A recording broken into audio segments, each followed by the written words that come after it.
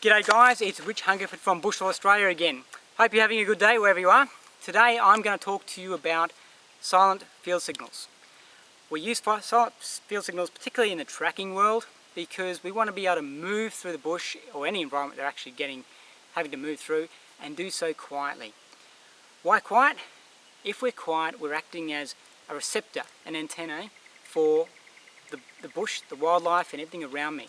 If I'm talking loudly, navigating and telling someone to move to that side of the tree and yelling out and calling, I'm decreasing my ability to hear. The lost child over in the small gully over here is just sobbing and is making very quiet noise because of their last legs. All right? I'm also switching off all the wildlife around me. So they're just going, holy hell, noisy human, out of here. All right? So field signals help us move through the bush as a group, communicating to each other and keeping it all quiet. It's called silent runnings. So what are they? Well, they're very simply a series of hand gestures that we can see from one person to the other, and we can pass from one person to the other. So the entire group is able to very, very quickly know what's going on, why we're stopping, what is happening ahead, what's happening behind. And we have that messaging ability across the group.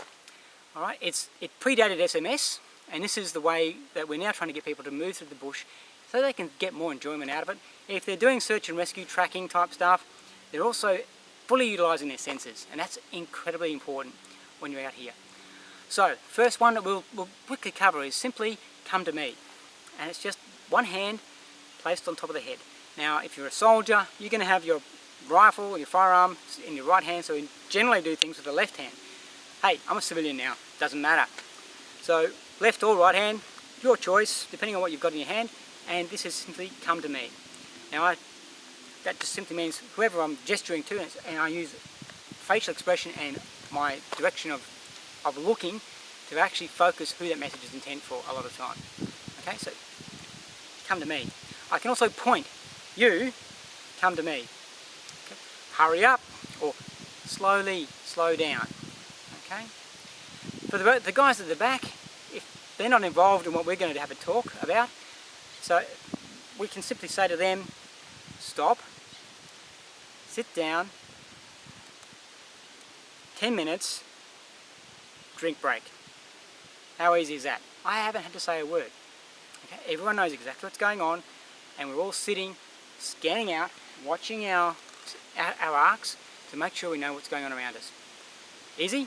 Does it work? 100%. All the time, every time. All right? Some other ones we might use. If we're doing navigating, for example, in the civilian context, and we've got a walker out front, so I'm in charge of the compass, this incidentally means nav check, okay, as in pointing or indicating with the compass or orientating map. You choose what the meaning is about. It means nav check in any case. Okay, so we might be saying stop, nav check.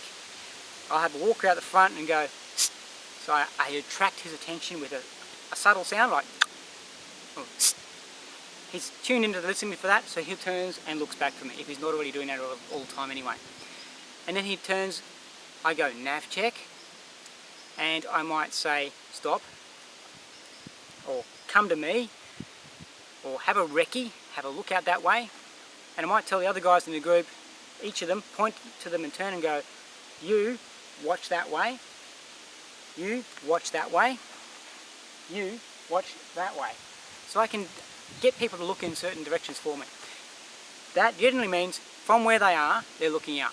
If I want someone to look over the other side of that gully or around that big stump, I might go, you, recce, that direction, 20 metres. Okay?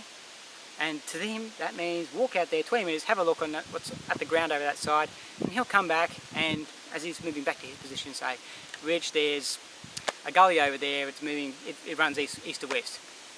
Nothing else seen. Have a good day. And he'll move back to his position and we'll continue on. I'm doing my navigation coordination back here, putting it all together. If we're on the move, the guy out front, my walker, who we were talking about before, he's simply, instead of going, Jono, move to the right. Yep, move to the right. Yep, no, stop, back, left. Instead of that noise and scaring everything away, I can go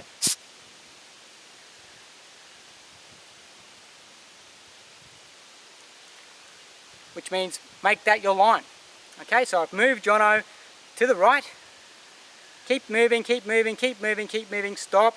That's your line. And then Jono's off and running. Easy. Another one that's used a lot. Stop, gear off.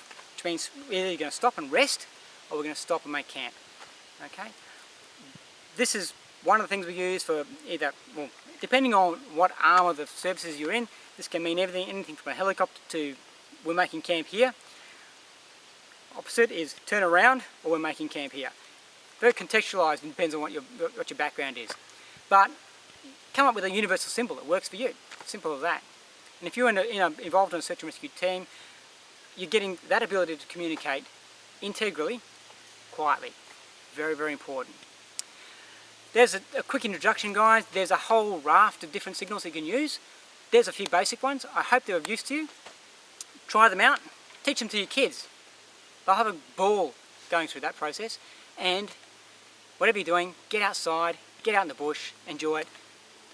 Be quiet, be mute, blend in, and the bush will talk to you. Always does, every time. Have a good day. See you next time. Cheers.